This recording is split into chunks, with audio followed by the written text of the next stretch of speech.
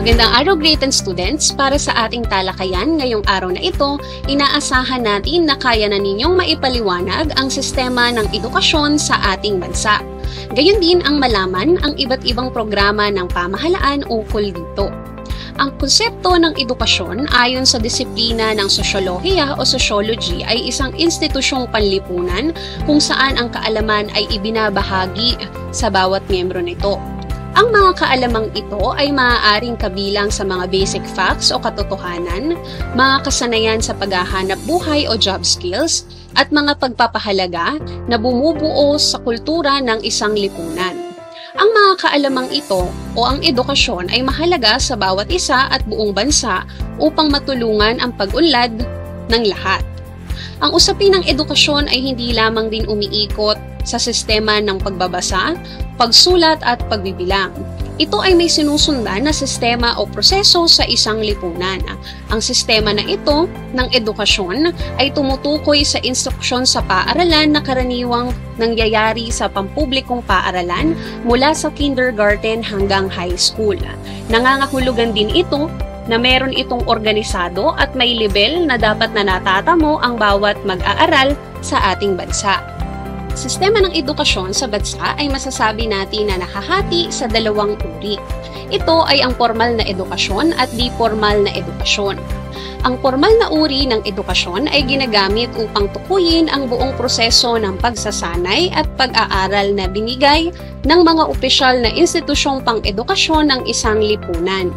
Ito ay palaging nangangailangan ng presensya ng isang guro na may kasanayan at kaalaman at dapat rin na nagaganap sa loob ng isang paaralan. Sa Pilipinas, ito ay kasalukuyang makikita sa mukha ng kasalukuyang kurikulum o K-12 na ginagamit ng bawat paaralan sa bansa para sa basic education. Sa ilalim ng bagong kurikulum, kompulsaryo ang ilan sa mga yugto ng pag-aaral tulad na lamang ng preschool at primary education o mula kinder hanggang grade 6. Ang high school din o secondary education ay nadagdagan ng 2 baitang na kilala ngayon sa katawagang senior high school. Sa ilalim din ng formal na edukasyon, pinapayagan ang pag-access sa iba't ibang sertipiko o degree na kinikilala ng ating estado. Sa kabuuan, ang proseso ng pagsasanay ay nagsisimula sa preschool na nagpapatuloy sa pauna o primaryang edukasyon. Kasunod ang sekundaryang edukasyon at nagtatapos naman sa pamantasan o mas mataas na edukasyon. Ikalawa ay ang di-formal na uri ng edukasyon. Ito naman ay tumutukoy sa mga programang pang-edukasyon na inoorganisa, ngunit hindi gumagamit ng kurikulum na inaprubahan ng isang estado. Ito ay kadalasang voluntaryo lamang at nangyayari sa maikling panahon. Ito ay maaari ding maganap sa pagitan ng magulang, anak at iba pang tao hanggat mayroong pagkatuto, akademiko man o hindi. Isang halimbawa nito ay ang mga kariton classroom na umiikot sa bansa noong wala pa ang pandemya.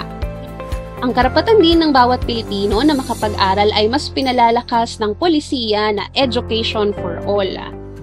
Ayon dito, nilalayo nito na mas mapabuti at mas mapataas ang kalidad ng edukasyon sa ating bansa, alinsabay ng hamon ng globalisasyon sa sistema na meron tayo. Ito ay mas binigyang diin pa sa pagpapatupad ng K-12 Basic Education Curriculum na kilala rin bilang Republic Act 1053 of 2013 o Enhanced Basic Education Curriculum.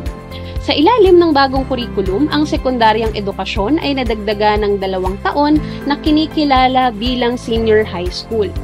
Ang pagpapatupad nito ay upang magkaroon ng parehas na bilang ng pag-aaral ang Pilipinas sa iba pang mga bansa sa Southeast Asia. Ilan sa mga pangunahing layunin ng kurikulum ay upang mapataas ang kalidad ng edukasyon sa ating bansa. Gayon din ang makapaghanda ang mga mag-aaral sa kanilang pipiliin na kurso sa kolehiyo sa pamamagitan ng dagdag na 2 taon sa senior high school. Gayon din ang makapagtrabaho ang mga nakatapos ng senior high school sa ating bansa. Huli, upang mapalakas ang pagpapahalaga sa iba't ibang disiplina na ninanais tahakin ng bawat mag-aaral. Isinasagawa rin sa ilalim ng K-12 education curriculum ang spiral progression method, na siya ring pangunahing dahilan kung bakit may mga umuulit na aralin sa mga yugto ng pag-aaral. Habang umuulit ang bawat aralin sa bawat yugto, panibagong konsepto rin ang ipinapakilala nito hanggang matapos sa pag-aaral. Sa pagtatapos ng nasabing curriculum, inaasahan natin na may mastery of subject na at competencies ang mga mag-aaral.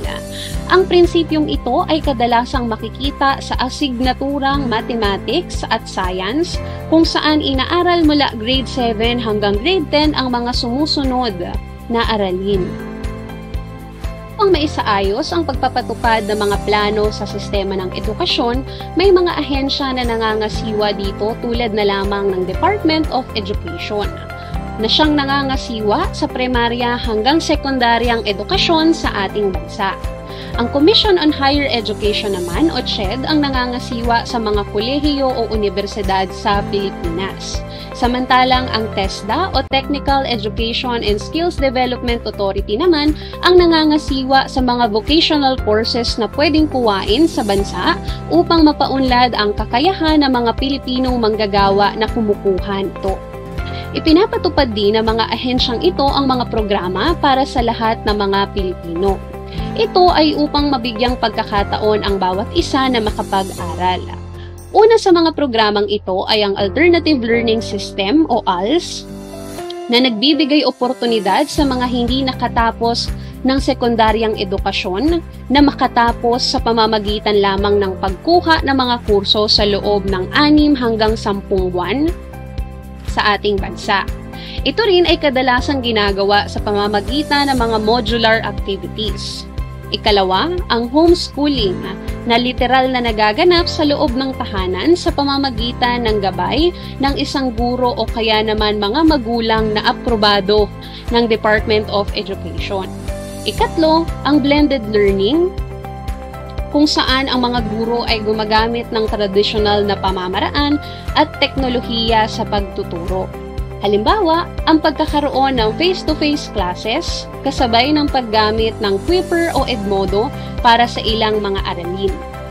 Ika-4, ang online learning na siyang ginagamit ng maraming pribado at pampublikong paaralan sa bansa kasabay ng pagbabawal ng face-to-face classes dahil sa banta ng COVID. Sa kasulukuyan, ilan sa mga learning tools na ginagamit sa online learning ay ang Zoom, Edmodo at Kuiper, at Google Meet. Ang distance learning naman ay may malaki rin na pagkakatulad sa online learning dahil online learning tools din ang ginagamit sa pagsasagawa nito. Gayun din, may malaking distansya sa pagitan ng mga mag-aaral at kanilang guro. Halimbawa, Pilipino sa ibang bansa na nakarehistro o enroll sa Universidad ng Pilipinas. Ika-6, ang Open High School Program, na alternatibong pamamaraan na nagbibigay pagkakataon para sa mga hindi nakapagtapos ng pag-aaral upang makatapos o matapos ang sekundaryang pag-aaral sa pamamagitan ng distance learning. Huli, ang Expanded Tertiary Education Equivalency and Accreditation Program. Ang programa na ito ay sa ilalim ng CHED o Commission on Higher Education na nagbibigay pagkakataon sa mga taong nasa serbisyo na o nagtatrabaho na makatapos ng isang kurso na may kinalaman at kaugnayan sa kanilang kasalukuyang trabaho.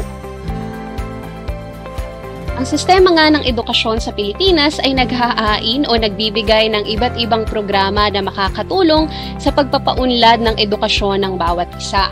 Gayunpaman, marami pa ring mga issue ang kinaharap ng sistema ng edukasyon sa ating bansa. Talakayin natin sa ating susunod na video lesson kung ano ang mga problemang ito. Sa ngayon, dito muna magtatapos ang ating aralin. Maraming salamat sa inyong pakikinig.